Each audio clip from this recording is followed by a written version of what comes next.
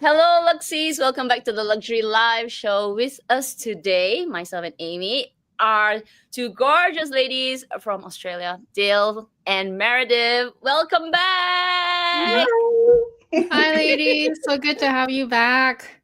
Thanks for having us. We are missing two people, though, because I actually invited Connor as well and Jessie. But Jessie couldn't join us this time because she's got some event or something. And I think Connor, I can't remember why Connor couldn't join us. He's busy man. Oh, wait, here he is. At the moment, so yeah. There he is. Hang on. Boo! Where is Connor?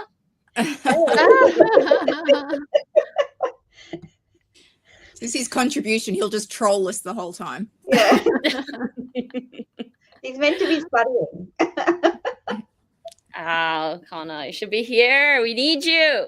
You never invited me. Don't let me take out the receipts. The trolling has begun. Look out, Kat.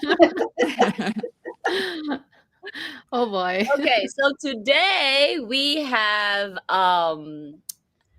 just a chit chat, I guess, because myself and Amy, we have nothing from this collection. I tried to get it, so I also have my own story, but the both of you have some pieces from the LV Murakami collection. Mm-hmm. And I've watched your videos, and I think there was some comment about packaging. I also put out on my Instagram post comments from or sharings from everyone who either has the collection, trying to get the collection, etc. And one thing that I was saying before we started the live is I forgot to ask if everybody's okay to have their name sit. But then I thought, you know what? If you're trashing the collection and you're still waiting for the pre-order, I will keep everyone anonymous, and then I will just read out, sort of like summarizing some of the comments that came back. And Amy, I know you're not like really into this collection, but maybe you can give your 2 cents about it. Like, what do you think of, say, maybe the collection, how they're rolling it out, maybe some of the pieces that you think are great or maybe not so great. Sure. So yeah, let's just keep it really like a chit chat. And those that are joining us on the live, you can also contribute your 2 cents about this collection, because this is a big collection. I watched Jessie's video, like 3 drops or something like that. Yeah, it'll be 3 drops. Yeah. Awesome. So I'll be pretty brief because I think I already mentioned that in my Q&A, and we kind of sort of discussed that before when we had some pictures online from, I think, certain essays were able to share them. I think it's great, like in a sense that it's if you're into the collection because of what it means to you. So if it's reminiscent of something that you missed out before, and it's generally just very colorful, very beautiful, just combo, right? And now they also offer it in the black and multicolor, which is great. So I think from a point of view of, a brand doing something fun, and LV is a big brand, I think that's great. I'm just personally not so into it, just because I think one of my goals this year and last year as well is to eliminate distraction. I was never one to be super into the limited edition. I think there was maybe a point here and there that I bought some limited editions, but they never really worked out and they never stayed in my collection permanently. And so I just knew from my own collection's point of view and how my behavior has been so far, if I decided to buy something just out of FOMO, it would not stay. So from that point of view, I was kind of neutral about it. I didn't really pursue it, didn't try to get it. I know I don't even have an essay, so I probably can't even get anything. And then I just, I watched Meredith's video. I think I watched Jerusha's video. They all commented about the packaging. Even on Instagram, people are complaining about the packaging or lack thereof or inconsistency. So, I mean, that's never great to hear, because if you're buying luxury, you expect a certain level of even the packaging is part of the whole experience. That's why you pay so much money Oh for it, yeah. right? So, I'm more like neutral. I just sort of observe. I just see what people buy, and from a point of view of like, I think the brand doing different things, I like it. But myself, I'm not gonna be persuaded because it's not enough. Maybe if Chanel did something like that, maybe I would be more persuaded. But just because it's LV, it's not one of my main brands to buy, then yeah, I'm kind of very neutral. Let's start with that. Maybe packaging. I think that is the one that got a lot of people riled up. Maybe we'll start with Meredith. Like, did you get all the packaging? I cannot remember now. Yeah, so I have all the packaging that was readily available to the average consumer. So there were limited edition boxes and dust bags that were done for influencers and celebrities, I believe. And I certainly didn't get those, but I have every other piece of packaging that came. But my packaging came out of Singapore because I had pre-orders in place. So they packaged everything with the pre-order with the packaging already in it and shipped it to Australia. And they literally had ribbon pre-cut in Ziploc bags that they then put around the boxes to send out. So that's how limited the packaging was. They pre-cut it in a whole different country. But I really feel that like for a 20th anniversary, let's start there. Like it is the 20th. So it should be a celebration, we would think. And packaging doesn't cost a whole heap when you look at a run that is done by a multi-billion-dollar corporation who is making millions of them. So packaging is cents, not dollars per person.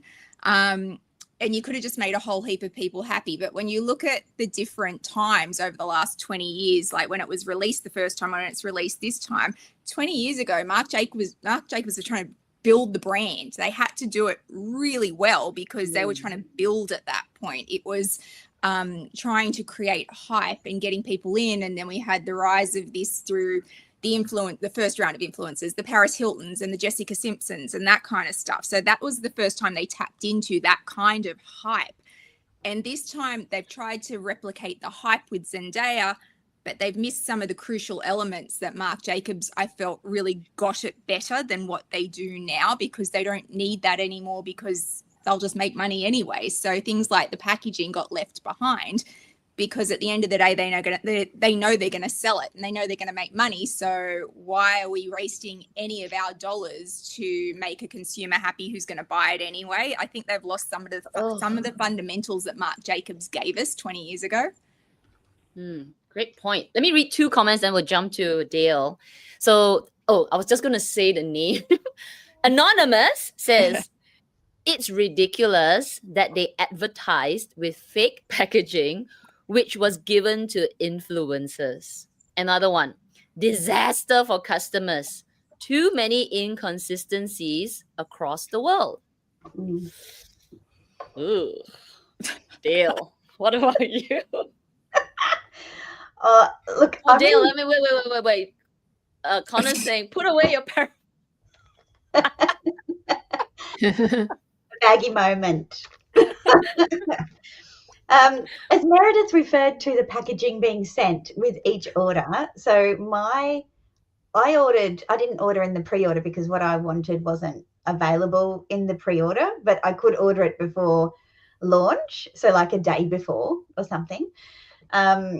And when I got the email on the from my SA to say that my order had arrived, I said, is the packaging there? And she said, the packaging comes with. We don't have packaging at store. So when I get to the boutique, I'll let you know. And when I arrived, everything was like, I've got it here. So in a box with a little, in the shopping bag, with a little bag that had the ribbon and the sticker in it.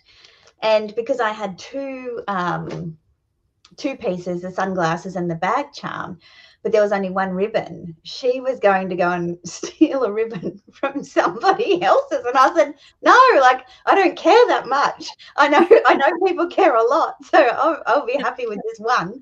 Anyway, she ended up finding it was under something. And that's what she told me anyway. So sorry if you didn't get your ribbon. You know what really attracted me when I was watching all the influencers, and then I think I was pushed quite a bit of content because I don't follow a lot of them, because quite a few of them were like Korean, and there were some from, I think, from the States, yeah, but quite a lot of like Asian, and I was pushed this content, and a lot of them were receiving. It was so elaborate, and I was like, wow. And I tell you, when I saw the packaging, FOMO maximum. Okay, I was like, oh my god, look at that gorgeous, the tissue paper, right, which is multicolor as well, even the box and the sticker and the paper bag. And I was like, I didn't get anything. Yeah. And then obviously everybody's unboxing started to come out. I was like, why is everybody getting the orange box? Jerusha is here also, and Jerusha gave a nice, like a rant, not a nice rant, but Jerusha also gave her point of view about the packaging, and I was like, "Ooh," I didn't know what to think, because it really felt like it's not really. I won't say it's false advertising, because if you follow like makeup YouTubers, they get PR packaging, right? They get the PR like this huge box with all the lipstick stuck there, and then as a consumer you don't buy that, right? You don't get that. So I sort of related it to that, but then that's makeup, so this is like luxury. You kind of, so there is that. I understand the difference, but at the same time, it's not $100 lipstick, okay? It's like it's got another digit at the back. So yeah. I was with Gwenny she came to Paris when I was there in early December, and she didn't get the Christmas holiday packaging with her purchase, and I did. And we kind of said, oh, why, she asked for a bag, because they just handed her a box with one item in it, with just the box. And she said, oh, could I have a carrier bag, please? And they just went and got this plain white bag, like not even a regular bag. And she said, oh, do you have one of the Christmas packaging bags? And they said, oh, we only have that for certain pieces. And it was weird, because I got like the box that my hard-sided Speedy trunk came in. It was beautiful, but I couldn't bring it home with me because it was huge. But it felt like it had almost a leather finish on it, and the foiling on it was just stunning, of the carousel. But that was inconsistent as well. And so was I think, is it Kasama Meredith? It was just ribbon and like a little tag. There was nothing else. No, they had the shopping bags, and they had tissue paper for that as well. They had tissue paper, right? Yeah, they had 4 different styles of shopping bag for that, like different sizes. I remember the Kusama one was really elaborate as well, like with the pumpkins everywhere. Yeah, I think that was a bit of a talking point at the time as well, the inconsistency around what the packaging was like there. But for this one, I would have bought what I bought regardless of packaging. I didn't see any of those influencer unboxings, so I wasn't influenced to buy because of that. But, obviously there's some houses that we like to buy from because their packaging is amazing, like Dior and Chanel especially. So I can understand why people who invest, and they're expensive pieces, why people who've seen that and then gone to the extent to pre-order, put 100% deposit down, and then receive it just in generic packaging would be upset. Yeah. I'm going to pull a couple of comments. Vivi's comment. Vivi's comment. So, there. Thanks. I just received my LV Murakami online order yesterday, and it's full packaging, including stickers. From Japan. I wonder if they didn't prep. I mean, then again, you're talking like Meredith said, you're a multi-billion revenue company. You have time to plan. You've got an army at your disposal to plan. But the launch seemed like it's the launch seemed like it's a mess, and a mess not in a way that it's bad. It's bad, but it's like they did not anticipate the volume, or they did, and I don't know what, I don't know. I don't know, because everybody was just down though, Kat. So you think if less people are buying, how do you create a level of scarcity and hype to encourage people to think that it's limited? You make it limited. And I think, the cynic in me thinks it was all staged and it was super successful, just not from the customer's perspective. So yeah, or the sales associates, as Meredith pointed out in her video earlier this week. But yeah, I think if their goal was to get people interested and to put their money down early and 100%, that was a success. Like, I think we teach them how to treat us. True. It could be it probably is a strategy, like just to make it like, because they knew that only certain pieces would truly sell out, right? Truly sell out, like the nano, the pochette accessoire, and some of the maybe iconic pieces. But there will be some pieces that's going to be straggling at the back. So I feel like it's like a mastermind, right? It's created such crazy hype. And then there will be those that are left behind, like, I'll just get something from the line, and you pick up everything else. Yeah, I think there's two different metrics of success for Louis Vuitton, but the first metric is money. Like, did we have a sell through and make money out of it? And the second metric is, do we have customer satisfaction on the other side? And that is way down the list of priorities for them. So by their first level, like their first metric of success, they were absolutely successful in this. Whereas if you're looking at your clientele now going, well, we just pissed a whole heap of people off, and that's probably not great for them for the next two rollouts. So yeah, I also thought it was really offensive to Murakami, having seen what Kusama got and then seeing what he got. Like, it felt like really lackluster compared to, like 40-foot high Kusamas in major shopping areas and dots for days, and he kind of got nothing really. Can you imagine if there was a giant Takashi?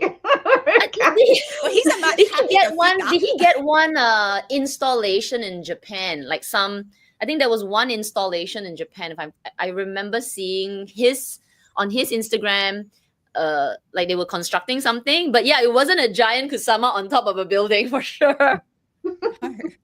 Some of what she got was just really like bizarre, like Kusama looking at you, and I'm like, she's creepy. Like, at least Murakami looks like he'd give you a hug and you don't want to run away from him.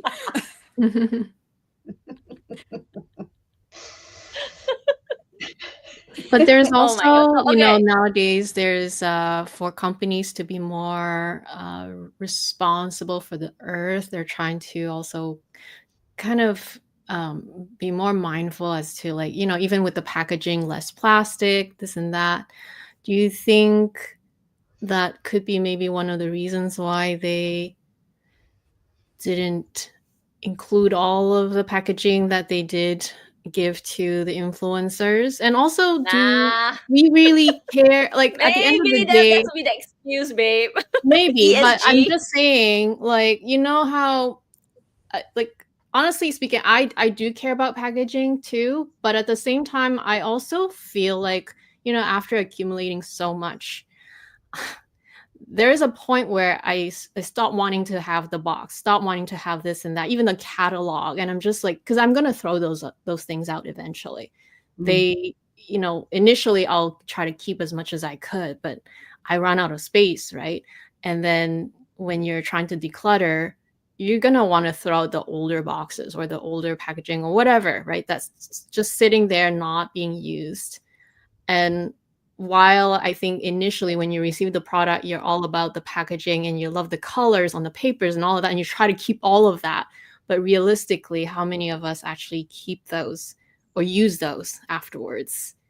And I do wonder if that also, maybe the company's thinking, well, they're going to forget about that. Like, they're going to complain initially, probably, but they're going to forget about that when they, like, you're going to use the bag, not the packaging, right? So what do you think about what do you say about that, like in terms of maybe a trial or a step forward towards less waste?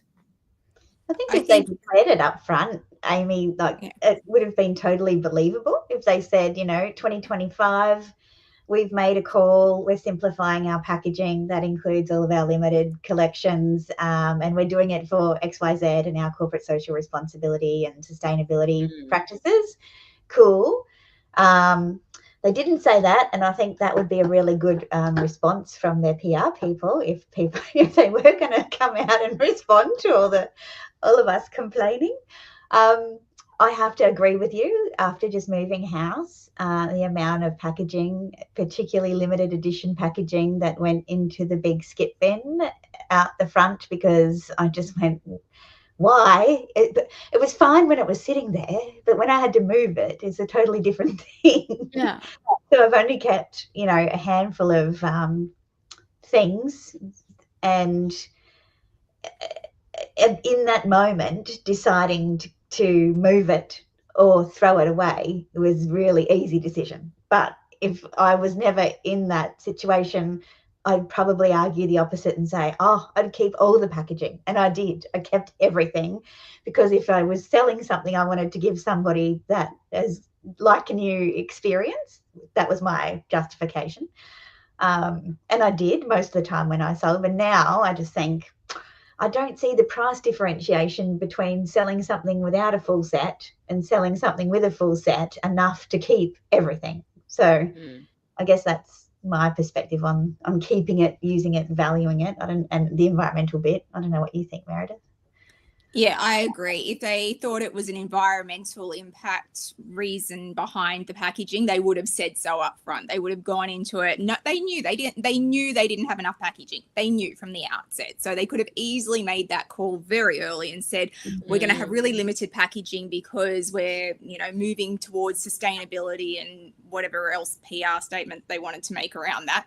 But they also have had weeks now to do that after the backlash, and no one has even thought to do that at this point, which tells me that they can't, because it would just be making crap up at this point. They would also then have to incorporate that new policy, which we've now announced, across all their packaging, and they don't want to do that either. So I don't think it has anything to do with sustainability. I don't think they care about sustainability at this point, and they're certainly not making it a policy. I don't keep packaging generally because it would be a fire hazard in my house by this point. If I had every box for every bag I own, I would be in big trouble. So I haven't kept packaging in a very long time. I have an industrial recycling bin on my property, which Dayle has seen. And it gets emptied once a month, and it's for the most part designer packaging, but that's where it goes.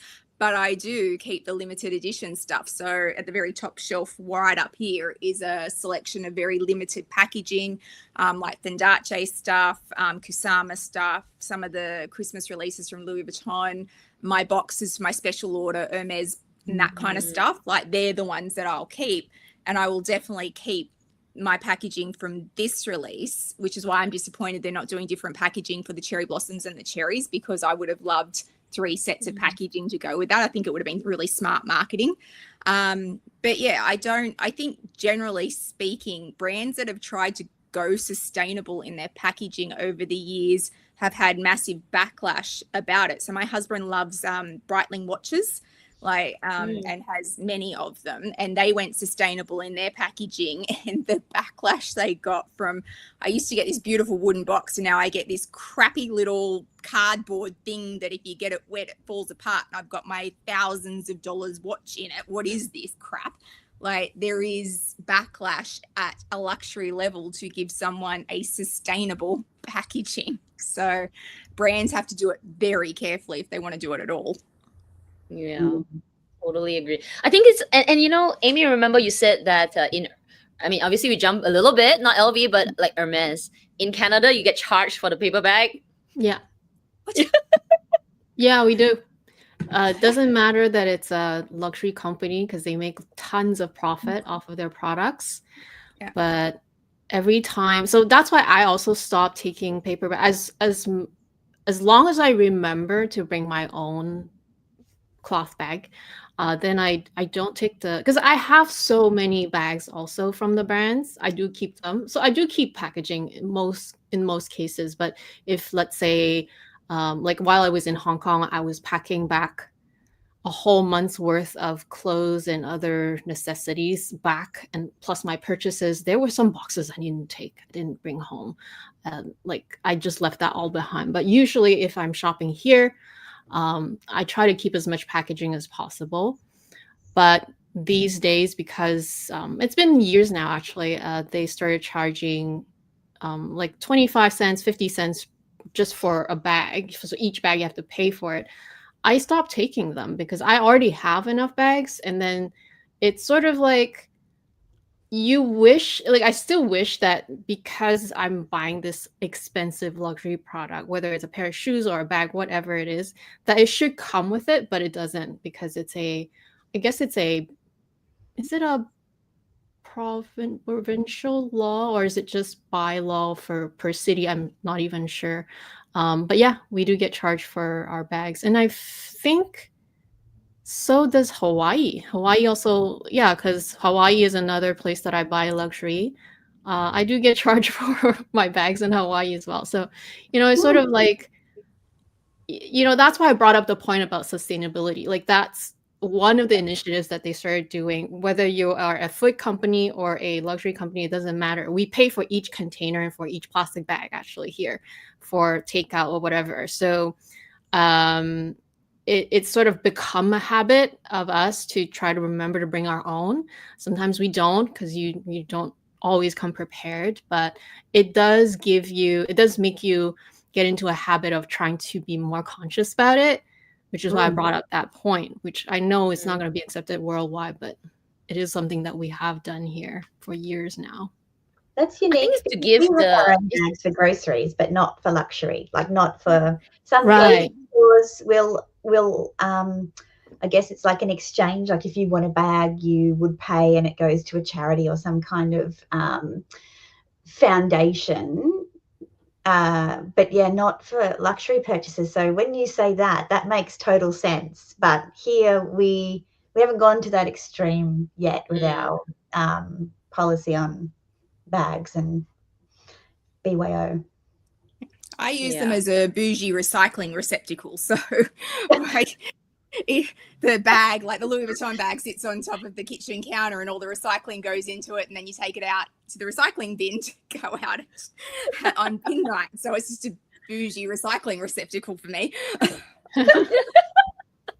No, I think the recycling, like ESG or sustainability is really good, but then I think when it comes to luxury, it's more about the choice. So if like the LV, this launch, if they told you earlier that yes, there's packaging, but you have a choice not to take it, that for the environment, so actually we're not going to produce a lot, but if you do take it, I don't know, they could have created a story about it, but they just let it go, and everybody's like, wait, where's the packaging?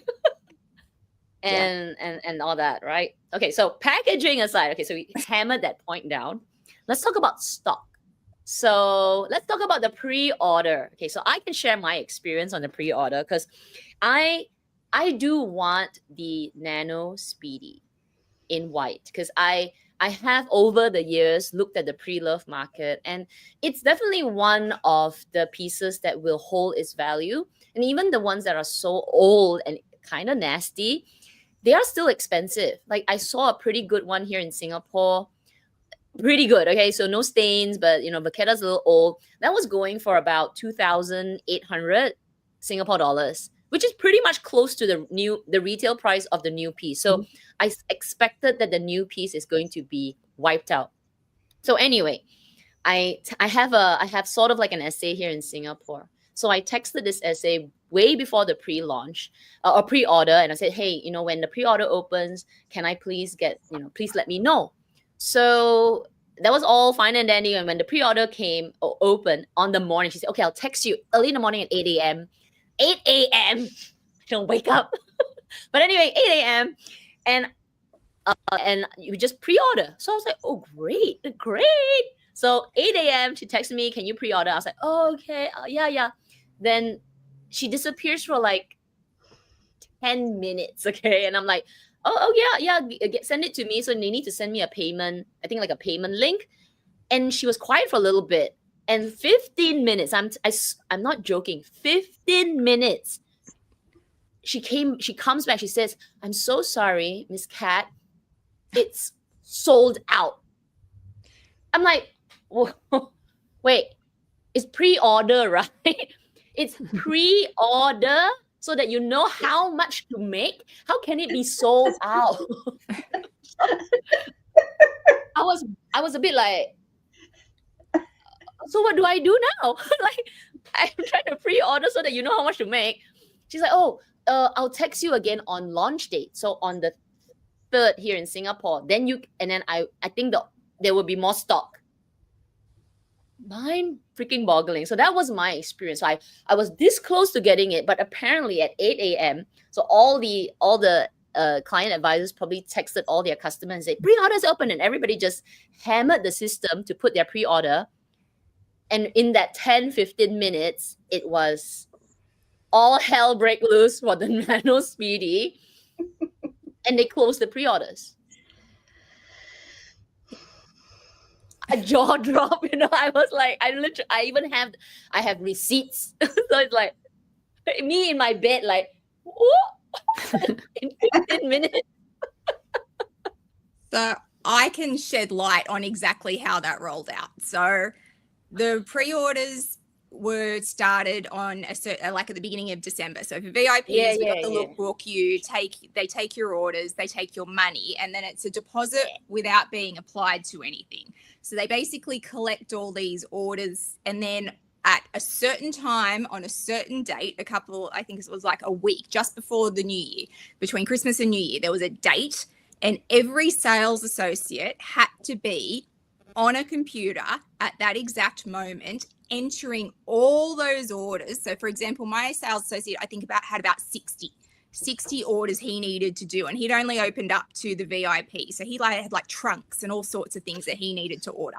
So he's like, I got myself a desktop and told everyone else to leave me alone. Don't come anywhere near me. And he was on. The second they opened up, he was on entering all these orders. But he said, if you hadn't been through this process before as a sales associate, or were a new sales associate and thought this was just going to be a cakewalk, you got screwed in this whole thing because you didn't realize it was going to be like trying to get Taylor Swift tickets. So imagine that level of hype across all the stores, and there's an inventory for Southeast Asia. And everybody from every SA, from every store in Southeast Asia is trying to get Taylor Swift tickets all at the same time for the same thing. So your sales associate was clearly on at that time, and she's trying to get it in, but so is everybody else, and Ticketek keeps kicking her out. So it's the exact same thing. So that's why there were so many problems, and then they had to refund so many orders and so much money because they just couldn't get them. It was exactly like concert tickets.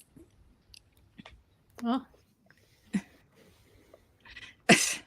That's crazy.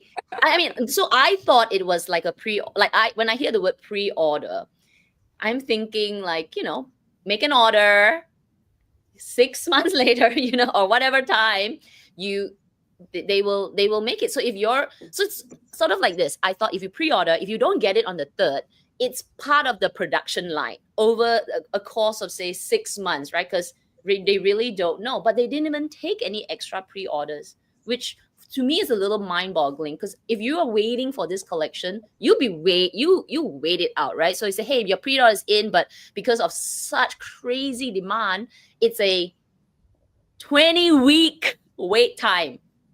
Okay, I've waited 20 years. What the heck? So, but that then holds up their production on the shows. Like we just had the men's show walk. Yeah, so they then need to produce everything from the men's show, and then the women's show will walk in March, and they need to produce the stuff from the women's show. So if they do nothing but produce Murakami for the next 6 months, it throws out all their other shows. So they only have a certain amount of production that they can do. They can't ramp up just for Murakami for a certain period of time. They've got to use what they've got. So it would have thrown everything else out. So, Kat, would you still buy that bag if your client advisor sent you a text tomorrow and said, Kat, I've been able to find a Speedy for you. Would you like to purchase it? Give it to me. Yep. So it hasn't spoiled your experience at all. Well, I didn't go through like a lot of pain. Like I think the experience, if it has been bitter and like threw me off, would be maybe I got my pre-order in and then it got kicked out, and then for me it was sort of that 15 minutes of sheer like what? Oh, I guess it's not meant to be.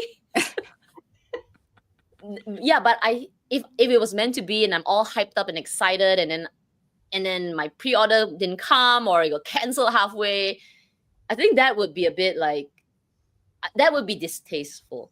Whereas I didn't go through that. So I'm not sure if anyone here went through sort of that. Because I'm looking at some of the comments, like, so there's one more here to say, my last pre-order hasn't arrived and there's no updates at all.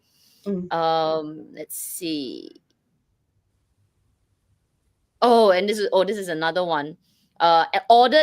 Ordered in store in Europe on the 5th of Jan. As of today, the order is still pending verification. Wow.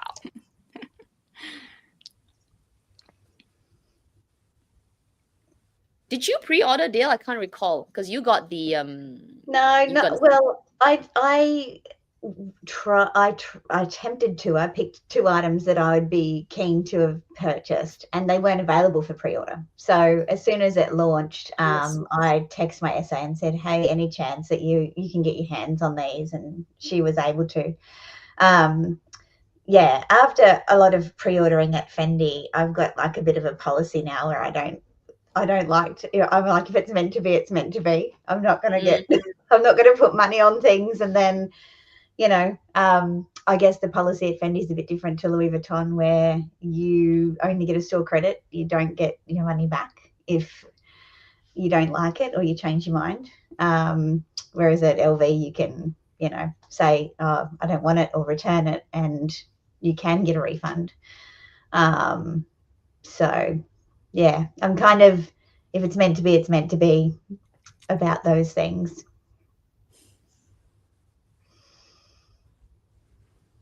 I wonder, like this situation, how will it impact the upcoming launches? So what's the next one? Is the next one the flowers, or is it the cherries?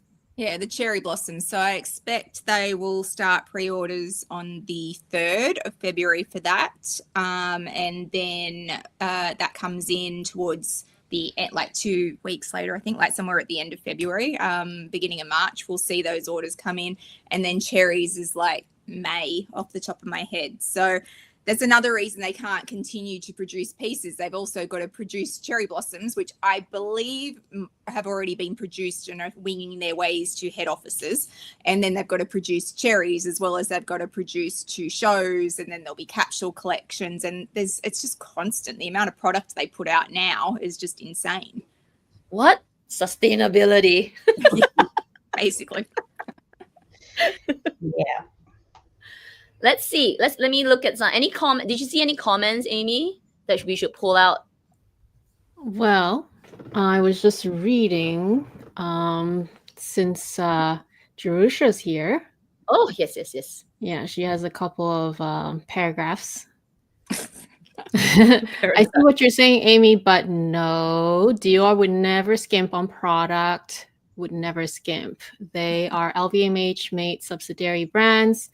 We have accumulated the packaging, but a first-time buyer, good point. A millennial. I think we know what Jerusha means. Like a first-time buyer would care about packaging. It took away from the collection appeal, the collection excitement, and more for his name as well. It will have nothing ever to do with sustainability as much as they say it is. I don't know if they ever say that, but I was just, thinking out loud that could have been maybe, not that they might not that they would have thought about it, but maybe a lot of like, for example, me, right? I'm used to sustainability because that kind of have no choice. It would be disappointing, but I'd be like, oh, I'll forget about it. Next moment it's like, all goes to the bin anyway, eventually, right? Unless I decide to keep it for an amount of time until whatever that happens. Because although I do keep most packaging, but I did just do one big declutter of very old packaging. So a lot of the brown LV boxes that I used to own, and I had a bunch of them, including bags. They were collecting so much dust, I actually had to throw them away. And so that's what I was kind of referring to. Not that what I'm having, not the original brown ones. No, I know, like that's the thing. Like I am not even attached to those things anymore. And eventually, the new stuff, like the new packaging now, I'm gonna feel that way in a few years as well. Like when I feel like I need to declutter some more. Decluttering for me means just making space for me so that I can live in this space a little bit less insane because I do have a lot of stuff and not a lot of space, and the packaging takes a lot of space, right? So I mean that's just speaking from my own experience. I know not everybody would do that. I kept those packaging as long as I could. I mean, it's been 10 years, I think, right? More than 10 years. I bought my first LV bag in 2009, so it's been like over a decade of all those brown boxes collecting actual like piles of dust. You could just imagine, like, you don't want to go through it cleaning it just for the sake of keeping it. I just saw it as garbage at this point, which, not saying that they're saying that this is sustainability, therefore we didn't provide all the packaging, but I do think that some people would have, in my case, I would think, doesn't matter that much, but it does matter. Initially it matters. So it's sort of love-hate relationship with the packaging. Because for me, I have a love-hate relationship with it. I love to have it, but at the same time, I don't know where to put it. Yeah. We do for packaging, Amy. Since last time I spoke to you too, I joined the Hermes Birkin Club, as you're probably aware. And I went to the extent of shipping my box back home via DHL. So that I'm a total hypocrite when it comes to packaging. What is your first box? Everything. Yeah, it's your first box. Yeah. Oh, look. Oh, thank you so much for being so kind.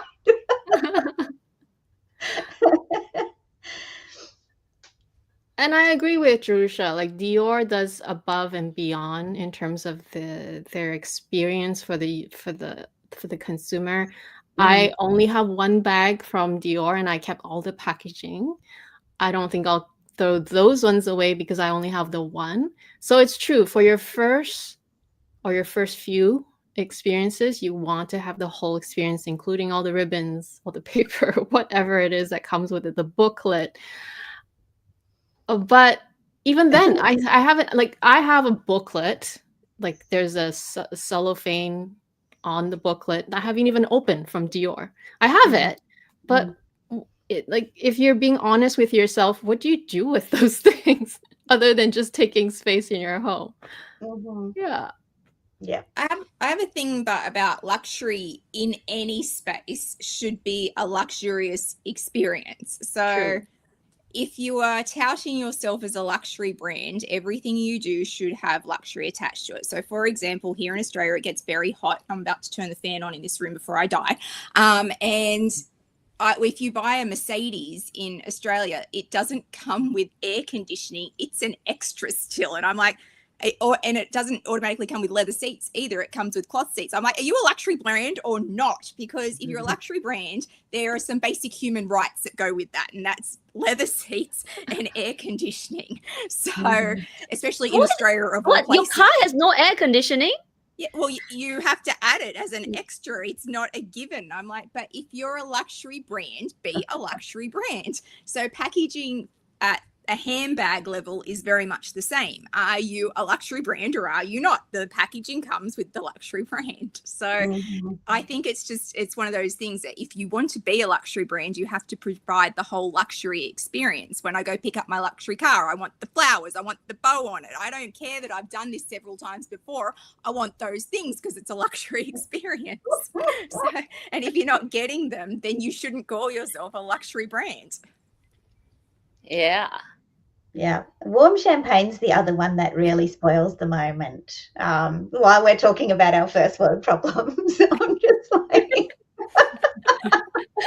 I'm just going to turn on my fan. I'll be back. Go ahead. Like Holly, I'm a little shocked that air conditioning is a choice.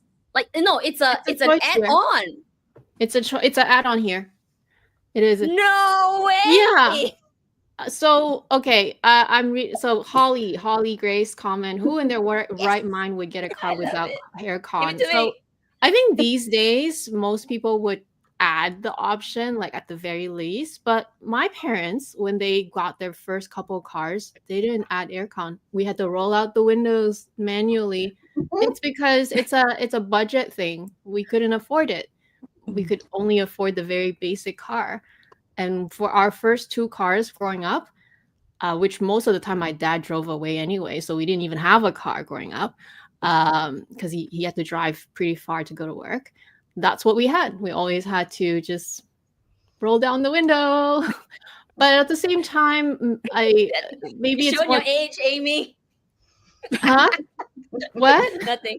Have you seen this like TikTok? Sorry to divert, but have you seen these TikToks where they put like the mom one side and they put the child one side and they say wind down open the window, and the kid's like, and then the mom's like. It's like what you grew up with, or it shows your age, like when which decade you were born. Pick up the phone. Pick up the phone. If someone wants like the phone like and this, screen, you have to rotate the dial. Kids pick up the phone like this. Call it. They do it like this. Yeah, it's like this, and you have to dial your number like this. Yes. I'm pretty sure a lot of people didn't see those phones. Those phones are cool though. I like those. It takes forever to dial a number, but because you did this, I had to like, Amy.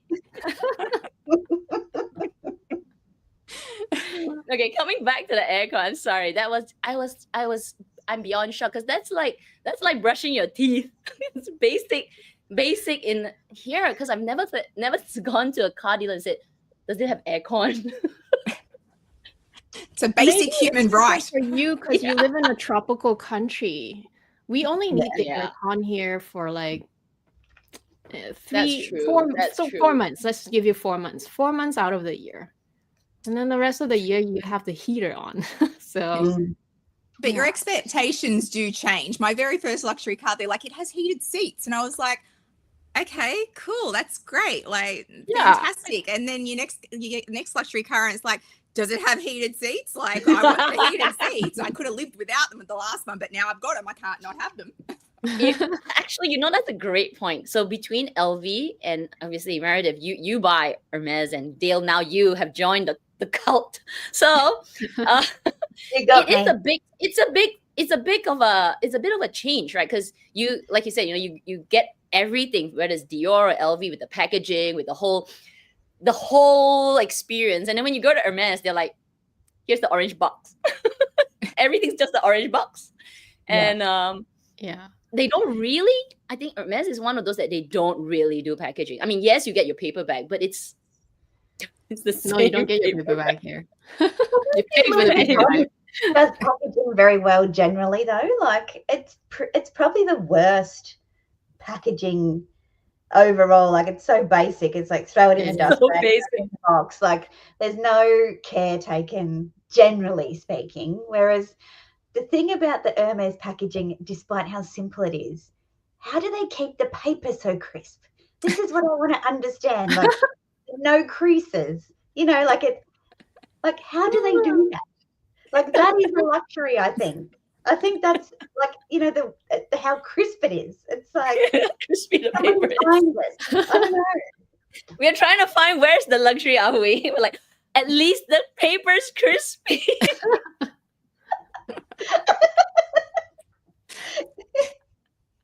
Well, at times in Australia, anything crisp with paper is unheard of because everything feels wet, like when it's really humid. But you get that paper from Hermes, it's crisp. I don't know if they've got some kind of special humidifier room out the back where all the tissue paper is kept. We gotta keep the paper crispy. There's probably like a what do you call it? Like a guideline around. We can't have limp tissue paper. We don't like limp tissue paper. I'm going to check next time if it happens again. If there's any wrinkles, I'm taking it back. But Hermes, their packaging is, I mean, we complain about every other brand, right? I mean, especially LV with this whole launch. But Hermes one, like when you buy even their fine jewelry, it's the same packaging. It's like, take this orange box and they just cap it and pass it to you. Like, did I just spend like $5,000 on this? But it's the same packaging as the silver and nothing else. And they just tie the same ribbon. I mean, I'm complaining, but at the same time, I'm sort of like, wait, should I be complaining? Because they're sustainable. So it's a real mind game with Hermes. It's like, they take it or leave it. Take it or leave it. They do their new ribbon every year because every year I look forward to my first set of ribbon that's got that year on it. I'm like, oh, there's my 2025 ribbon. It's in the details. It's in the details. We can justify anything, can't we? Exactly. I'm still dirty at Chanel about the camellias not being silk anymore. So because they went sustainable in their paper, I'm like, but I want the silk camellia. Oh my gosh, that's so funny, ladies. You're so funny. Okay, let's go on. I had one more. Oh, yes. Let's talk about that. Actually, the two more things. I mean, sort of like categories. So packaging, the pre-order. Let's talk about the quality because I think there was a couple of comments here. Let me just find it. Okay, this one. Hi, ladies. Colors seem different shade from the first collection. Cute though. Let's see. Where is it? Another one. Doesn't look like what it is. So that's also another comment. Okay, those are the two comments about sort of like what they saw in pictures, and then some of, I think maybe comparing to the last collection, because I don't have any, so I have no comment on this. Maybe we can start with who's taking their stock. Dayle, why don't you go first? Well, I was just thinking about the color thing. I think that's what Meredith was looking at too. If it's different, I don't think it is. Hold on, where's the camera? That way. Yeah. The little How one about the feel? It does feel like there is like it feels what do you call it? Like there's a presence to it. I like it's not flimsy or cheap or anything, but it does have like a film over it. I feel like that makes it it feels less rough than the original one. The original one is very very. Here, I'm gonna put you bigger. Is that possible? Yeah, there. Yeah. So if I do this, that's the original, and this is the new. Very quiet. Oh, that's interesting. Is that maybe they coated it to protect the silk? That's the colors. Maybe. But yeah, that's the main difference. But it doesn't feel like it's bad quality. It feels very well made. Like the details are really sweet. That's actually adorable. But I don't have a bag, so I guess it would be different on like the full size pieces, and there's leather pieces as well this time, not just canvas. So yeah. Let's see. Let's make Meredith bigger. Can we see that? What Meredith? is that? So this is the new piece, and then this is an original piece. So the white is obviously brighter on the new ones. I don't know about the coating. I feel like these wore in. Like, you got to remember, like, some of these are 20 years old, and I think these will age over time as well. I had an issue with the wallet that looks blurry as far as I'm concerned. Like, it's not as crisp in its design. Like it feels a little bit blurry to me. I mean, it could just be my eyes, I don't know, but it doesn't feel as crisp as like even this piece does. So I don't know. Overall, they are the same. They're the exact same design. People who are saying the colors are different, I don't think they are. I feel like if you think they are, then you might have seen older pieces that have started to age and started to wear down, and just, you know, they're not as crisp as they were 20 years ago, which is fair. Are any of us as crisp as we were 20 years ago? But I do think the colors are exactly the same. I think they were very specific about that. They weren't going to do a new design. They wanted to roll out the exact same design. And I honestly believe Murakami should have been given the opportunity to do one-off limited design. Like, I'm only going to do 3 bags in a whole new design to celebrate the 20th anniversary as well. Like, you could have done a new design, and I think that would have been huge. But anyway, but yeah, I think the colors are the same, but there was definitely a quality issue with the Panda. There was Panda Gate, so he was missing off a lot of the Romy wallets for people. Are you serious? Some people didn't get the Panda on their pieces? No, so Panda. That's like the main part of the. I mean, it's just a regular wallet with that little panda. I was like, ooh, cute zip. Yeah, he's very cute, but yeah, lots of people got theirs without him. They just got the round LV one, and I was like, I got it for the Panda. I want the Panda. Yeah. Well, that's bad. Yeah, that was bad. Yes. Do you feel like the canvas is thicker or thinner? Because you know, like old LV canvas, new LV canvas, did they make this canvas as similar as the one before, or do you feel it's thinner? I feel like it's the same. I feel like in 20 years you will always see advancement in production. Like, we can't possibly think that they're going to be exactly the same in the way that they were produced, because in 20 years you've seen evolution in the way that production lines are run. So if there's no change, I'd be very surprised in that. Like, when you look at, like, Dayle and I have been to Anya, so we've seen the trunks, that the original trunks, like Louis Vuitton made trunks, so the really old ones, and that canvas is very different to the canvas you see rolled out today, because manufacturing has come so far in that amount of time. So I think any kind of difference you're seeing, it's not different to current canvas, it's different to canvas from 20 years old, just because of the way that it was produced now as opposed to the way it was produced 20 years ago. And it's also much more mass produced now, because 20 years ago when Marc Jacobs did the first run, he was still building a brand. They didn't sell that as many pieces as they do now, so, or as many factories as they do now. I mean, how many actual factories does Louis Vuitton have now? They've got American-based ones, they've got French-based ones, like they're made in Spain. Like, that wasn't happening 20 years ago.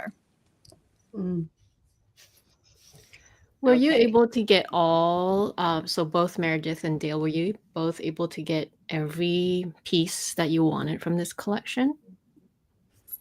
Or there other I missing? didn't want much, Amy. I didn't. To me, if there was a petite mal, or, you know, something uber collectible and special that didn't exist the first time round, or just was released just as Murakami the first time was kind of winding down, I think I could have been really tempted. But the pieces that were released, I can literally say I scrolled through and went, like, I'm not interested. But I can't, like, the sunglasses were easy, because I've been looking for a pair of white sunglasses for Those are nice forever. They're really cute and fun. And in this climate, I know that I will wear these. And I've got every pair of sunglasses I ever bought, which is a lot. And some of them are really hideous. And I'll probably say that about these in 20 years, right? But for the moment, I wanted these. That was the first thing I picked. And then I saw that little bag charm, and I'm like, oh my God. And then they showed the AirPods in it, and I'm like, done, sold. And because I have the original Alma, and that's date stamped 2005, I thought, wouldn't that be cool to have the mini Alma on the original Alma, 20 years difference. So that was my kind of thinking, and charms are in. And so that's, yeah. Otherwise, if I didn't see that, it would have been the pair of sunglasses. There was nothing else that that I was interested in. But I was surprised that Meredith didn't buy more. I thought she would have gone crazy. So I guess you can explain why that's the case, Meredith. So I got everything I wanted that was available to me in Australia. I was hamstrung by region buying. So this region didn't buy the one bag that I wanted, which was the Dauphine GM, the squishy one. And that just didn't come. So I didn't get it. The other piece I wanted that didn't come to this region, I have managed to secure through other channels. Thank you very much to YouTube. Yeah, that was my only obstacle, was region buying. But that's an obstacle that exists all the time for everybody. So it was the only annoying part for me. I could have bought everything. And when I very first got the lookbook, I had that gut reaction of, oh, I'm going to buy it all. I'm just going to buy it all. And because I was given the opportunity to have the lookbook so far in advance, that played to my advantage, because I literally printed it at work onto paper, and I carried it around with me bound for like 2 weeks with a highlighter. And I would just, as I would reflect on them, I started with the ones I knew I didn't want. So I would cross out the ones I knew I didn't want, and then I just whittled it down that way. And when I talked to Amelia Rose from Amelia Rose's Closet, she was the same as me. She's like, I want it all. I said, no, print it, sit with it, carry it around, because at the moment what you've got is FOMO. So don't do that, because it's bad. And then see where you are when the orders actually come down. And she's like, oh, that worked. Yeah. So for me, if they would have given me less lead time, I would have bought a whole heap more, but they gave me a long lead time. So the longer I had to reflect on it, I'm like, it's just a copy of what I already have. And I love my original pieces so much. Why am I buying the prints when I've got the original artwork? Like, I love my pieces, and I'm continuing to collect the original pieces. I don't want the copy. I want the original. So they could have made a lot more money from me had they not given me a long lead time. So I appreciate the fact they did give me a long lead time. If they had have come up with a new concept, I watched Sophia Sees Beauty's video this morning, and she showed her purchases, and she said, I would have thought they would have done something like a pink bag with like the multicolor on it, or like chosen a few key colors and kind of played off of all of the color that's like they did with those Romy card holders, I guess, and kind of had that contrast. But I thought that's a great point. I didn't even think of that, but that would have been a really big shift in terms of it's evolved instead of it's just a repeat. And of course, there's new bags like the side trunk and the capucine and what have you. But I thought that was a really cool point that she made about using color differently instead of just white and black as the background as well. The petite males were a massive miss. If they would have done a black one and a white one, I would have bought them both in a heartbeat. Like, they were a massive miss, because they're the trunks that people can afford to have without spending $100,000 on the actual trunks. So yeah, I feel like that was probably their biggest missed opportunity in this whole thing, was petite males. Yeah, that would be really nice. Even I would be tempted. I'll be like, wow, full black petite male with black trim, and then all the colors on it. Ooh. They should like gather feedback from the world first. Like, make a petite male. Yes. If I managed to get like the pieces, the two that I would have grabbed, obviously it's the nano, because I wanted that for a while. But it was actually the black. They had this small little black key clay, like a black with small prints. But that was, I think it was only Japan exclusive. No. So we didn't even get that here in the same region, right? So the Asia region. So you couldn't get that. I was like, what? I mean, I saw a few Instagram accounts sharing so many things. But it's a bit like, I can't get everything. You only get what the buyer was going to bring in or what was allocated. So, yeah. Southeast Asia was the only region that didn't buy the clay, which made no sense whatsoever. Right. Like if I'm the buyer, I'm like, that would fly off the shelves like so fast because it's such a good piece. Like, anyway, too late to complain. Never too late to complain. We can complain for months. Yeah, it's fine. I know. I mean, So if, about if the I mean, blur. if it happens to pop up on the site, I'd still get it, but I'll complain. Jerusha's asking Meredith about the blurry canvas. What are your thoughts when you first unboxed it? I think that's what she meant. Yeah.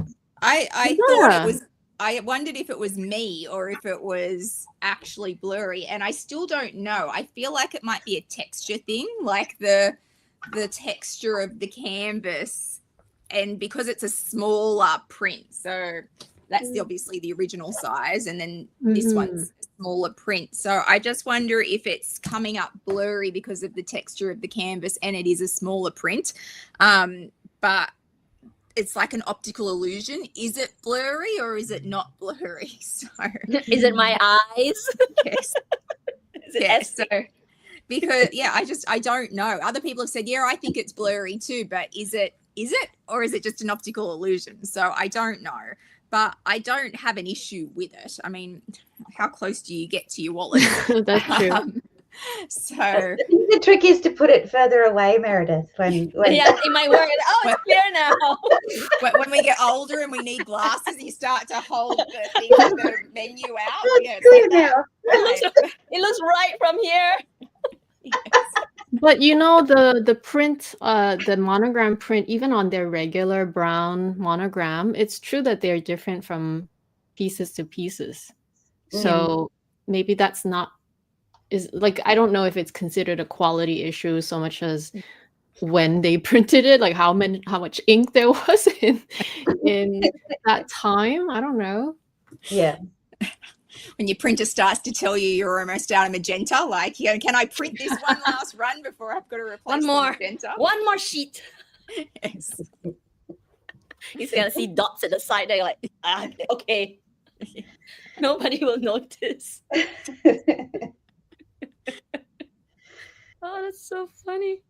The eyesight thing is kind of funny. It's like you blink a couple of times, you're like, I think it's okay.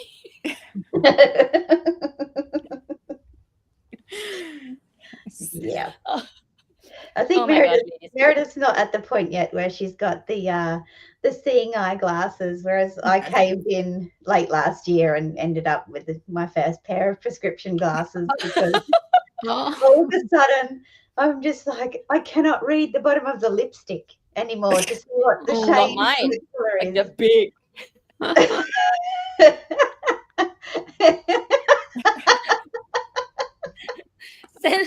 Meredith, send me your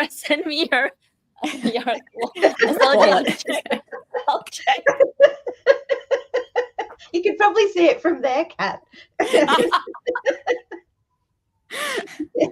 Oh. I think we have a question from Joe earlier. She wants to know your opinion, ladies. Nano Speedy or Nano Alma?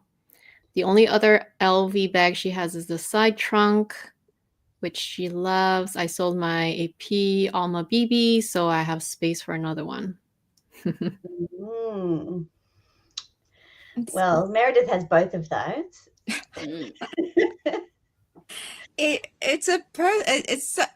I always struggle with people when they go, what should I buy? And I'm like, I don't know what you want. Like, it's completely up to you. They essentially serve the exact same purpose. A Nano Alma and a Nano Speedy will carry about the same capacity. It's about the look. Do you want the barrel look or do you want the Alma look? And what's more important to you and what goes better with your style? Like, I have both because I'm a collector. Like, it doesn't matter what my style is, I will collect. And for me, the Speedy is the first bag. The Alma came later. So if you're a massive fan of the brand, then you go with the Speedy over the Alma. But do you like Chanel? So you go with the Alma. Like, there's so many variables, but they're all very personable. So what is important to you? What look are you going for? What style is your wardrobe? Do you do a more classic wardrobe or do you do a more urban wardrobe? Because if you're wardrobe's more urban, Speedy suits it better. But if you're more classic, then you'll probably go with the Alma. Like, there's so many variables. It's really hard. I think the Alma goes better day to night is all I would add to that conversation. True. Yeah. I feel like Kat would choose the Speedy because that's what she wants. But I also feel like, yeah, it's definitely your style. But in terms of the like, because I have a love-hate relationship with the Speedy. It doesn't matter the size, 30, 25 nano. I've owned all of them. And there's just something about the smaller zipper opening, but a big space inside that drives me crazy. So I actually prefer the Alma because you can open it wider. And although it's it kind of closes like this, that can also be a challenge depending on the shape of your items. But I find it more practical for myself. Mm. Yeah, I've got a few nano Almas, and they surprisingly hold a lot. So yeah, and they do have the zipper that runs down the side, so they are actually very usable. So I do love the nano Almas, and it's very personal. Like the nano Speedy is a day bag, and it's very much an urban wardrobe bag. You don't wear it if you're wearing a Chanel jacket and a skirt. Like it's not going to go with that, but the Alma will. You know what I mean? So it really depends on what your look is. Yeah. The Speedy rarely comes in Epi. Oh, she said she had an Epi Alma BB. So yeah, going down to the nano size, because there was that bunch of little nano Almas that were released in all the pretty colors, wasn't there? Was that last year? And that came in a lilac. It was still there last year. Yeah, I just found out they were no longer there in the last live show. Since I looked it up. All right. Come, we cover one more question. Pricing. So there's a comment here that says, the price point was exorbitant. In my opinion, they priced the items at the level of resellers. So I was really laser focused on the Nano Speedy, and because I thought, to me, yes, it's more expensive, but it's not more expensive than what I would buy brand like in the resale. So I kind of agree with that. But I don't think it was exorbitant. Having said that, I didn't check the prices of everything else. So, and I could be also a little bit jaded with prices of luxury in general, because luxury in general is very, very expensive right now, right? When if you're talking Hermes, it's like, oh, this is cheap. So I think if you're looking at it like, say, the first time buyers, yes, it's really expensive, but I don't think it was exorbitant. I don't know. So maybe Dayle and maybe Meredith, because you were looking at the whole collection, you had a highlighter picking what you want. Did you think it was a little bit like a money grab? I thought it was exactly on point for all their limited edition releases and capsule collections. I only found disparity, so the difference between a Speedy and a keep all wasn't as much as you would have thought, given the amount of product that it takes to make a keep all versus a Speedy. So yeah, I found that was probably the only thing that I looked at and went, well, how is that teeny tiny little thing like Dayle's AirPod thing? Like that was what, over $1,000? What was that? This? Yeah. It's too cute. Yeah. This was like $1,600. Yeah. So that's like $1,600. But and a keep all was $5,000, and I'm like, keep all 50 versus that thing. Like that's the only time my brain goes, what is happening when I can buy something that is 17 times the size for $5,000, but that's going to be $1,600. Like, so sometimes I feel like they've got prices on a wall and they throw a dart and whatever it hits, that's how we price it. The workmanship. You're giving me FOMO. Stop it. The workmanship. Look, the sunglasses were pretty much the same price, I feel like, in terms of, I think they're around like high 7s or 800, but that's what a pair of Louis Vuitton sunglasses costs. So I didn't balk at that. I mean, this one I did think a little bit. But this was 5,500, I want to say, like my little toolbox. But it's 4 pieces, and it's hard. It's hard-sided, and each piece is hard-sided, and that's $1,600. Workmanship, detail. Oh, shut up! Look how little it is and cute, the stitches and It's everything. so adorable, actually. So yeah, That's it. I'm calling out. I'm calling out to the YouTube world. If you see a no Speedy, hook me up. I can't take it anymore. White. At this point, I'll take the black. Maybe not. Oh, she's hit compromise. When you get to compromise, you know you're desperate. Now. Yes. So the white capucine, I think price check on that had the lilac coloured LV at the front and the multicolour inside and strap, that was 12,000 Australian dollars. And I think a regular capucine BB in just like, you know, a neutral is around 10 and a half. Yeah. I think. So, I mean, it is expensive, granted, but I don't expect it to be reasonable. I think that's part of that scarcity, exclusivity, hype. You know, people who want it will buy it. I think that'll be one of the ones that's still hanging around, Kat, that you said. They'll just be like, Maybe not. Not that. I haven't had that FOMO yet. That $50,000 trunk, not yet. Yeah, no, wait, it'll be in the archives. 99. Yeah. Wait, let me check. The big trunks, they sold out. No way. They offered up, I want to say 100 pieces, and they sold out on the day. Like, I think Sydney sold 3. Were they made or are they being made, Meredith? They're being made. So they've got a 6-month lead time on those, but they were only offered up at 100 pieces, I think. Wow. Worldwide. Oh, we could go back to Anya and see them be made. Yes. Well, some of us might in August. You could come. Amazing. Oh, that's dirty. That's a dirty game. I have been told to leave a day aside by Louis Vuitton, so I imagine that there might be some tours. Let's take a look. Was it? Oh yeah, the trunk is all sold out. That's psycho. Yeah, Meredith, stop grinning like a cat. I know when I win. But 100 in the world is not that much. 100,000 there. It's not that much for 100 trunks to be made, though, worldwide. I'm sure there's that amount of demand worldwide. Yeah, it's not a lot, but they all need to be made at Anya because they're the only that's the only place they make those trunks. So those artisans have to produce 100, which is why they don't make it a big number, because it's not a big workshop by any stretch of the imagination. Is it, Dayle? I have no words, Meredith. I have no words. So yeah, those definitely sold out. I believe all the hard-sided pieces sold out on the first day. On that, as soon as they opened them up, they didn't even go to launch day. They all sold out on pre-order. Wow! I had to pull this comment. I'll get in touch. Such a deal.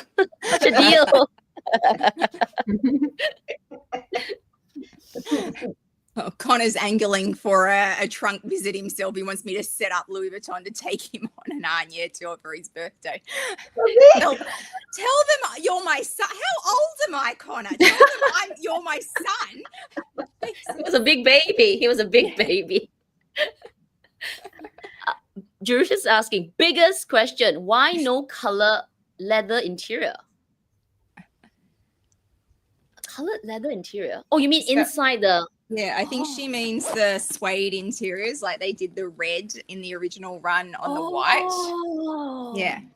Yeah. So my understanding, like, it's the same as the blue denim collection. That original collection had the mustard interior in the blue denim, and when they did they did it double walled instead. It's a way to cheapen the process because the suede interiors or the what are they called? Alcantara. I can never say the word. Whatever that interiors is expensive to produce, so it's a way to not have to do it. Plus it was a way, especially with the white, to alleviate the problem they had with the original bleeding, so where the red came through to the white canvas. So by keeping it beige, they didn't have that problem. So yeah, they never reproduce exact replica, so they never go, okay, we're going to do it exactly like it was originally. They need to make it slightly different, and I believe that has a licensing implication for them around they can't re-release an exact version of the original for licensing reasons. Like once the license is done, it's all over. That's so complex.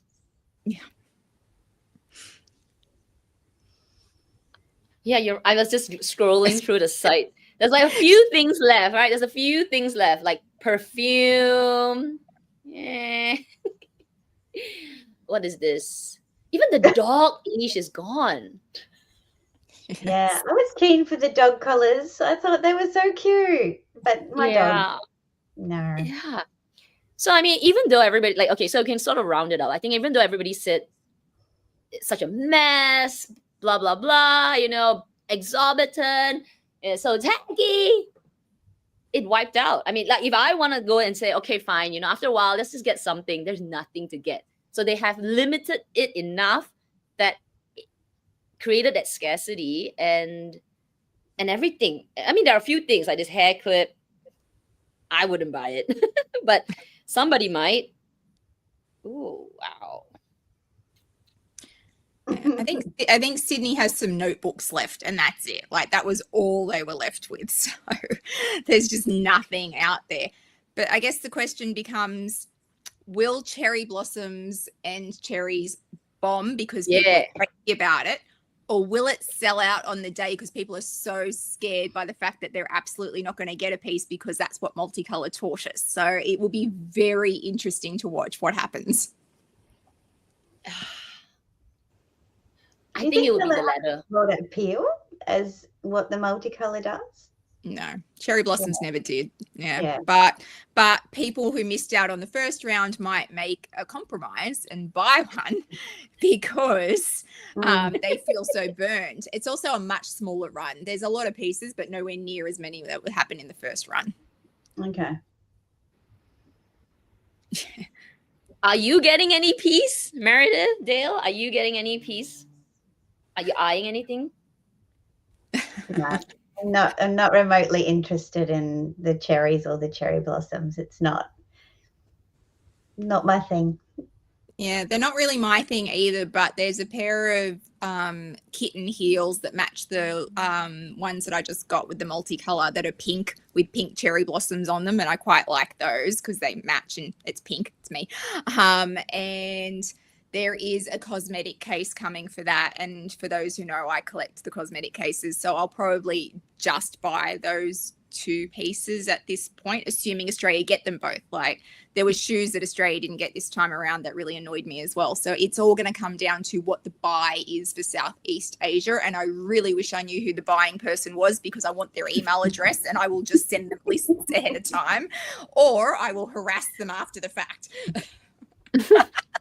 Why you never bring in the clay? That's why I will be like, I will turn on my Singlish and I will go after them. Yes. There'll be a restraining order against me. That's why they're called the buyer. You'll never find out who they are. Yes, because once you know someone's first and last name, by the way, anyone at LV has the same email address. It's first name dot last name. So yeah, nobody ever gives you their names. Oh my gosh, so funny. This you're getting trolled. Yeah. I know. You'll never hear the end of the green the live, version. but he'll troll. Yep. Oh, he's been so hot on the comments in the chat. He's said, "Tell Meredith, tell Louis Vuitton I'm your son," and and then having a crack at me. I'm like, oh my god. Okay, so I'm going to be absolutely honest. I was never interested in the cherry blossom or the cherries, but have to say, because of this launch, I have FOMO for it. But so it works. It works. But then it will work. Okay, so for me, like my profile, because I have that FOMO, I'm like, oh, okay, maybe I'll check it out, right? I'll check it out. But I will be picky. So if somebody like analyzing a very, I would say like a general profile of a luxury buyer who is going through this FOMO, I think what they did with the launch, I mean, or at least the amount of pieces that are coming out for the two collections is right, because when you make too much, I will get overwhelmed. And for a person who may not be interested in those collections, there would be a reason why, right? Maybe it's too many flowers on the bags, too many cherries all floating on the bag. So what I was looking at when I was seeing some of those drops and I was watching Jessie's video, because I'm not interested, but because of the FOMO, I was like, yeah, maybe. So what I think the pieces for people like me will buy would be the ones with just one cherry, just one flower. So there were a few bags that I saw, like I think there was like no, is it an accessoire where they had one and maybe just a cherry at the side or a couple of cherries. I thought that was like, oh, I get that. I get it. From never even looking at it, I was like, maybe. So it works. Like it works to create the hype and to create this whole scarcity and frustration. And then you generate sales for the next launch, but you don't put it so far away that I forget. Because if they put that chair, I don't know, which is why I asked in the earlier, when is the next launch, right? Because I think now it's January. So if they put it in June, when is the next launch? Actually, do we know? It's so February. Cherry blossoms will be late February, early March, and then cherries is going to be May, end of May, I think. So yeah, they've split it up, and I believe that's probably a production thing as well. They can't produce 3 drops all in the same time frame as well as normal collections. They just couldn't do it, so they've split it up that way, and they put their 2 most popular ones as bookends with their least popular in the middle. But they're still doing events. So our Murakami cocktail event in Sydney is like still 2 weeks away, even though the first rounds are already out. So yeah, it's bizarre. And they've got it's going to be the strangest cocktail event for anything ever, because we're going to walk in and nothing to do with the reason we're having the cocktail party is in store because it's all sold out. So it's going to be the strangest launch, if you will, that you've ever seen. So yeah, we're getting the vending machine, so I'm happy about that. But yeah, so they've done it in the 3 drops, but they've definitely bookended the most popular ones to keep the hype going so they can roll it through. Yeah, it makes sense, because maybe I'll skip on the flowers, the cherry blossoms, but then because at the end it's like, oh my god, this is the last drop.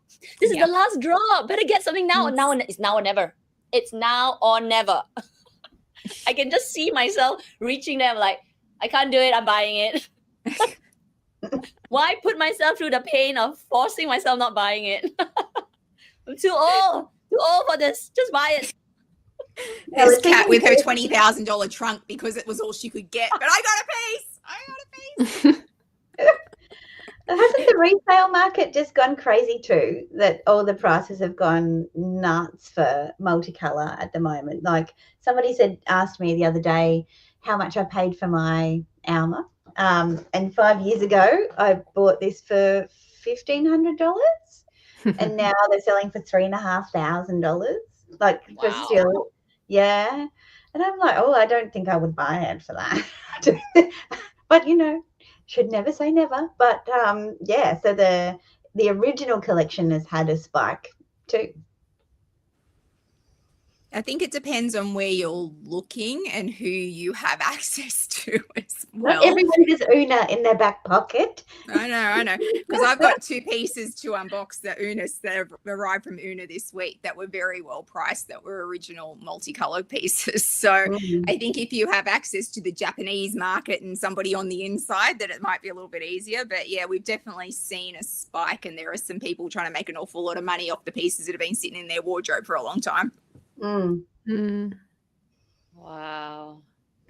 Insane. I do think they learned from the last launch, right? The Kusama one. Because that launch, it was, some say successful, some say not really.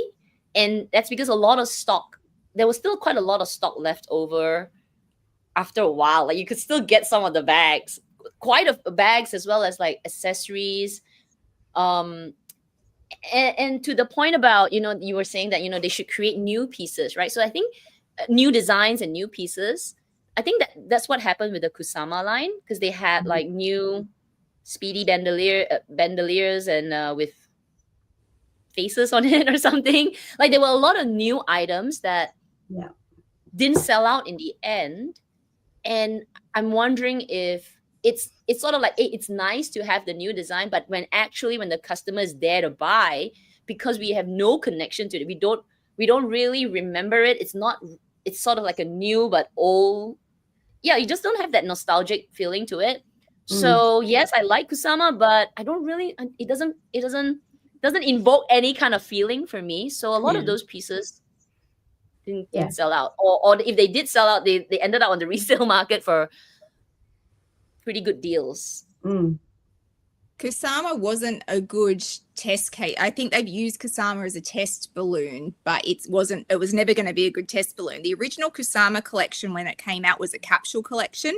It was a very short run of handbags. Like I've got a piece from the original collection, but it was one of less than 10 pieces that came out with it. It was incredibly limited, and it does have a following for those who are collectors, but it's much smaller than the following that went with Murakami. So that they should never have used her as the test balloon, because there was no comparisons to be drawn. Like Kusama was a one-off capsule collection. It was in stores for a very short period of time, and it was a very short run. Murakami went for years, and every bag came in both designs. Plus then he did the cherries and the cherry block. Like there was so much, and it was so, like, it's so synonymous with that period of time, that early 2000s. Like you couldn't draw comparisons. So I feel like that was probably where they fell down. They went, oh, well, Kusama fell flat, so we won't roll out as much this time. But it was like trying to compare apples to oranges. They just didn't go together. Yeah. So you think they held back? Yeah. I think they spent so much money with Kusama that they lost, that they couldn't afford, and I'll say that in inverted commas because they can afford a lot of things.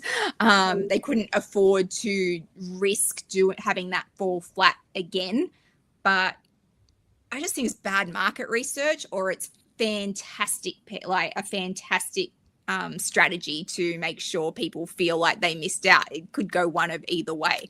I don't know if anyone's been fired, but if it was a terrible strategy, and then somebody needs to be fired, or somebody is getting a promotion because it did exactly what they wanted it to do. Like sold out, and everybody's talking about it, and it sold through. That's all they wanted, was a sell through.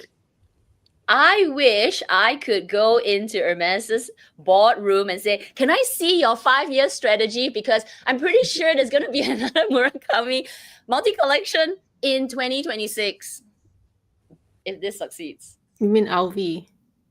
Yeah, LV. Like another lot, like another drop, because that's just how it is, right? Because it does so well, and then there's so many, like you said, wow, if they did a petite mal, there's so many other ways to skin this whole canvas, right? I wish I could take a look. Is there a chance that they could have some pieces as part of the permanent collection? As in why drop, if there's always going to be Damier Ebene monogram, Damier Azur multicolor.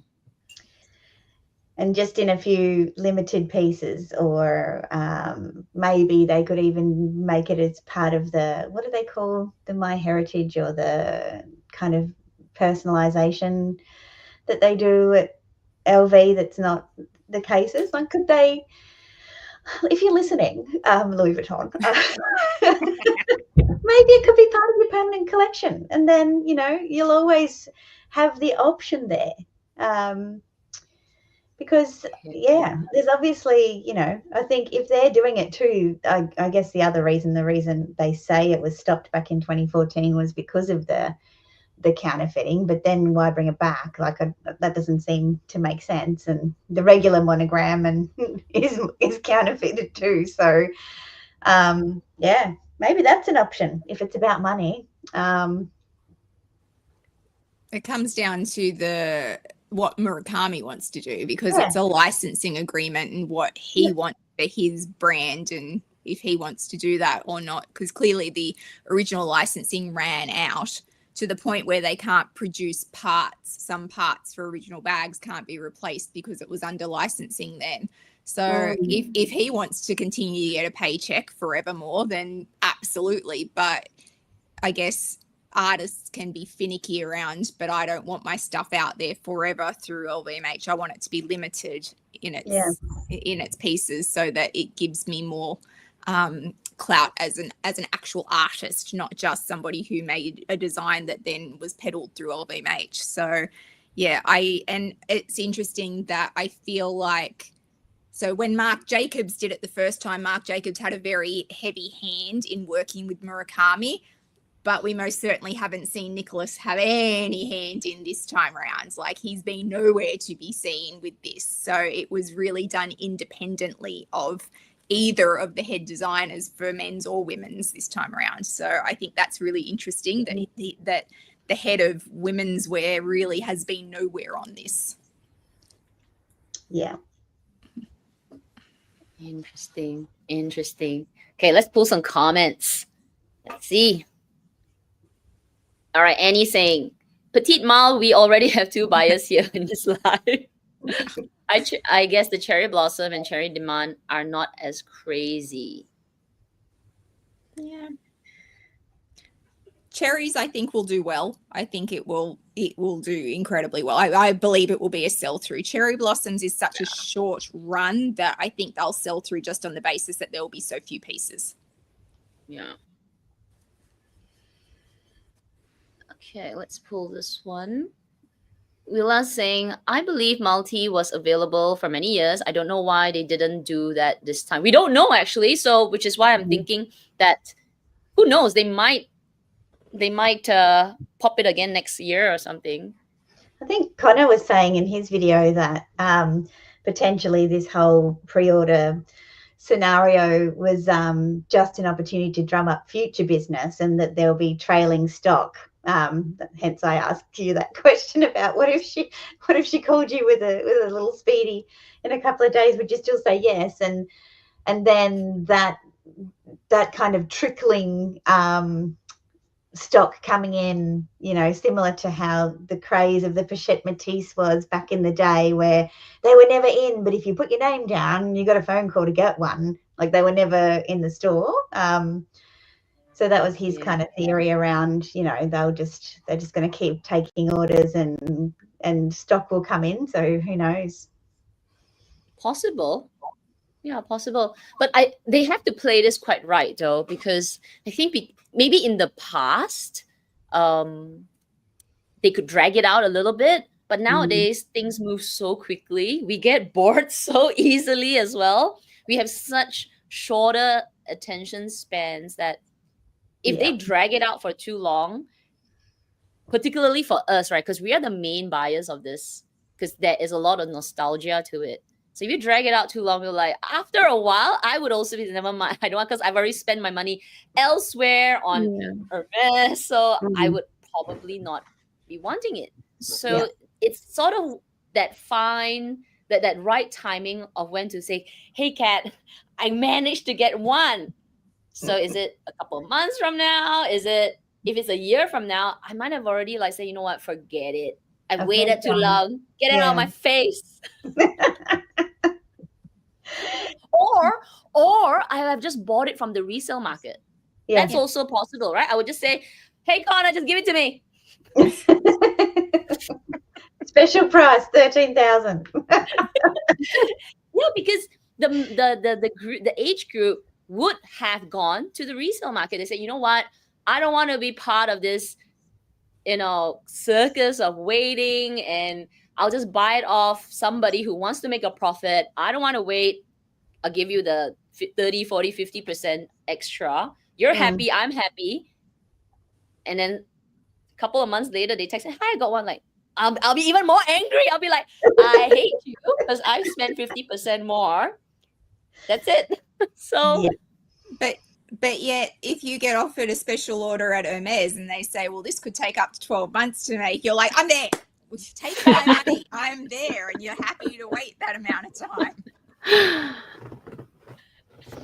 Hermes is a different one, man. That psychology. Woo.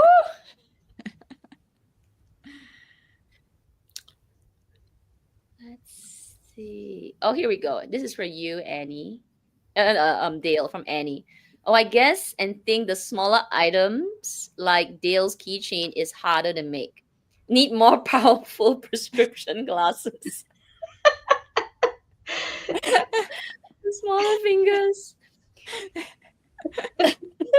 Then those bigger items, to sew. It is very intricate. It is very intricate.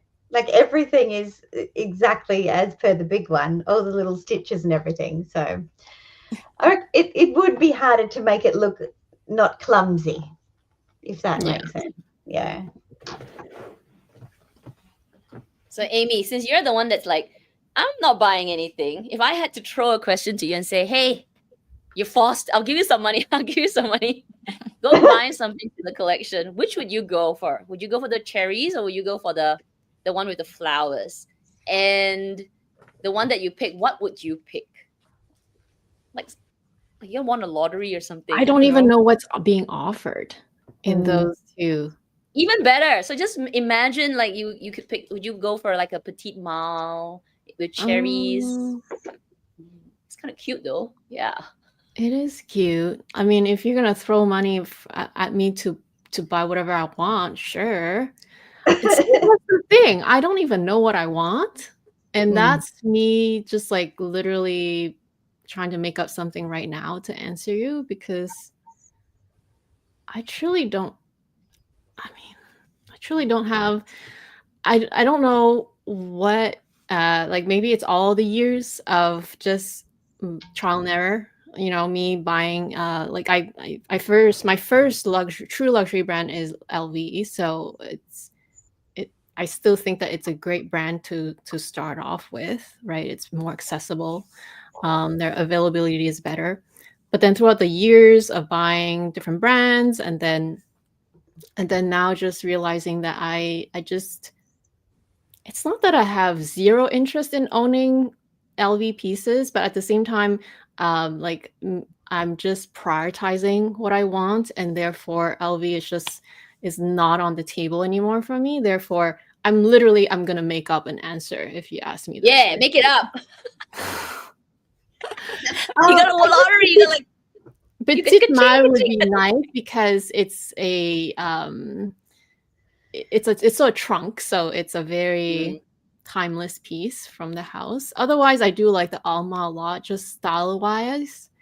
Or just any sort of clutch. I feel like for a brand that I don't own a lot of pieces in, such as Dior, right? Like I will buy, I'll make the exception for that piece to be an occasional piece, something that is very, very nice, timeless, beautiful, iconic, but that I don't necessarily use all the time. So a petite mal would be a good choice for sure. Yeah. Speedy no longer. I don't think I'll do Speedies ever again. I don't think so. I've tried so Joe's many even times. saying Amy will buy the classic. Yeah. Pretty much. Yeah, you know me best. It's just at this point I just know myself so well that if I did make the impulse purchase of whatever, like limited edition or whatever, of any other than Chanel and Hermes and the classics and the most basic ones, I know it won't stay in my collection. I could see, so the Pharrell Williams show has just walked, so like last week, and Murakami was at Pharrell's show. He didn't, like, he might attend Nicholas's show in March, I don't know. Conspiracy theory, and I'll throw it out there, I would not be surprised if we see a short run of men's collection Murakami pieces, because it is the women's collection. At the time it was originally came out, LV's men's department was suits and briefcases and nothing like it is now. It was a completely different beast. It barely existed. But now the men's collection has a lot more traction than the women's collection for clothes, because we've got a much more urban feel after we had Virgil and now we've got Pharrell at the helm. So I wonder if Murakami attending the show and being so prominent in a lot of the video and photos that we saw might signal that we might see a short men's run in conjunction with Pharrell. Like I would die over a multicolor P9 Speedy. Like I would die over that. Like, give that to me. I am here for it. So yeah, I thought it was very interesting that he attended Pharrell's show. Aren't you opening a P9 Speedy tomorrow? Well, you've already opened it, but the video goes up tomorrow. Yes. Yes, I am. That would be my 4th P9 Speedy, yes. We have a problem, Meredith. We have a problem. Are we now collecting P9 Speedies? It's only a problem if you can't afford it, Dayle.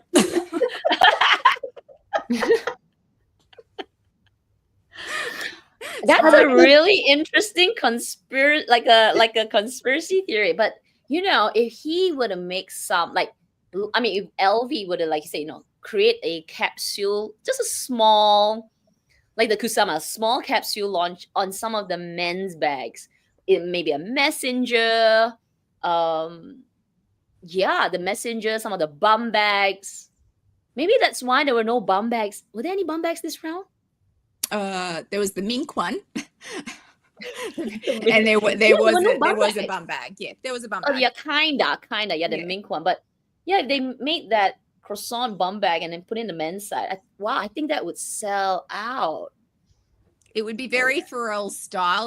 That canvas would mix in very nicely with a lot of his silhouettes. But yeah, I just thought it was very interesting that he was front and center at the show, and he had nothing to do with men's because his stuff all went to the women's wear. So I could be way off. I just think it would be an excellent collection if he did do a very short run with Pharrell.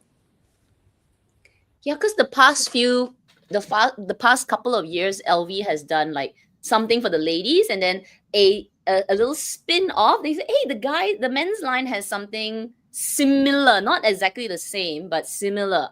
So they did like the checkered, the damier, I think like a colored version in the ladies line. I think it was a damier collection, and then later the guys had something similar as well. Like, oh, interesting. First time I'm seeing the men's line having more color, a tweak from the ladies' side. So, wow. I would be here for it. I'm just put like maybe I can manifest it. I'd like a P9 Speedy in a multicolor, please, and some petite males as well. If we're gonna throw that out there, maybe they'll do a trunk, like a little men's trunk in it. Wow. Oh, JW saying, so there you go. We got 2 people buying the P9 multicolor. Oh, you'd be killed in the rush. Like they would sell without any problems. Yeah, leather. Wow, leather multicolor. And wow. Taylor Swift tickets. It was. Meredith, you mentioned that in Australia, because I watched your video, you mentioned that in Australia they didn't have as much of a problem with having to cancel orders. Why do you think is the case for the other countries then?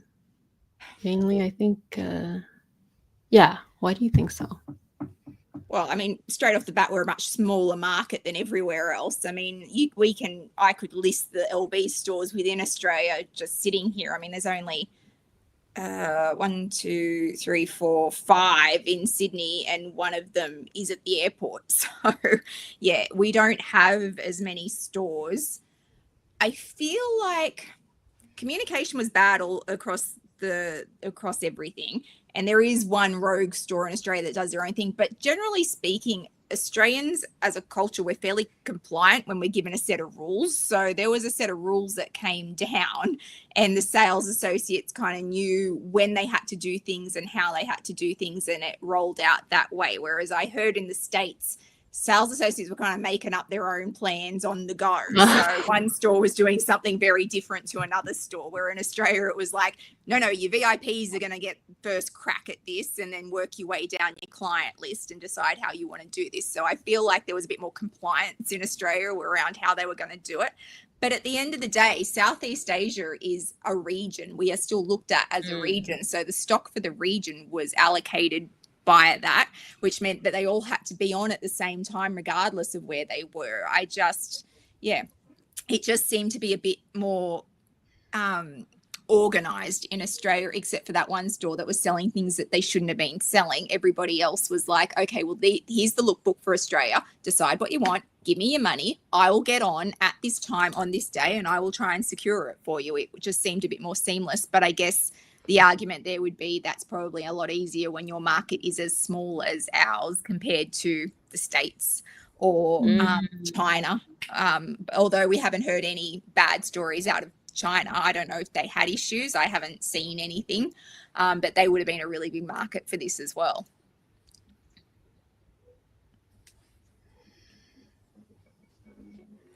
I guess that makes sense, because I feel like, I don't know for sure, but I feel like Australia would be similar to Canada. We also, in the entire Canada, I think there's only like, Vancouver has 2 stores.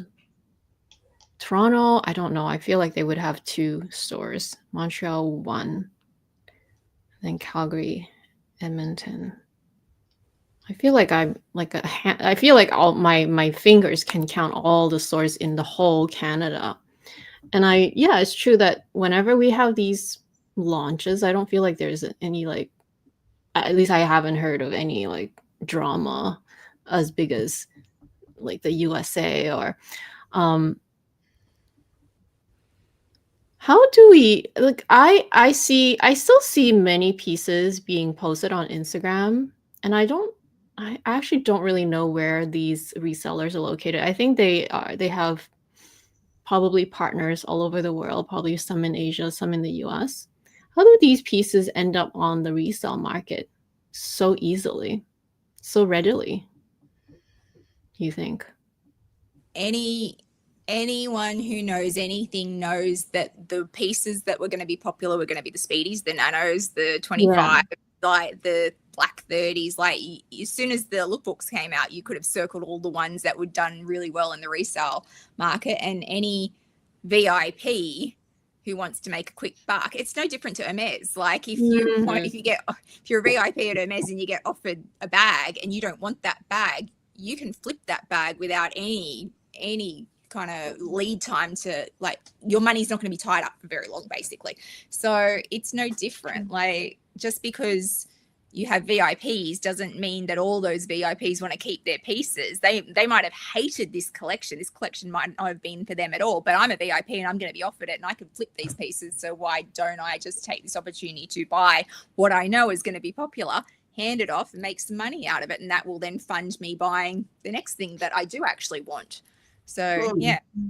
I know Rod at the Lux Theories, he's trying to source pieces from multicolor and hoping that some people who have been able to secure them are happy to turn them over for a profit for clients that are chasing them. So, by the time they pay the premium to the person who got it, plus Rod's handling fee, like, it'll be quite the increase, I'd say, compared to what retail was. But I guess I did the same with my Chanel heart bag.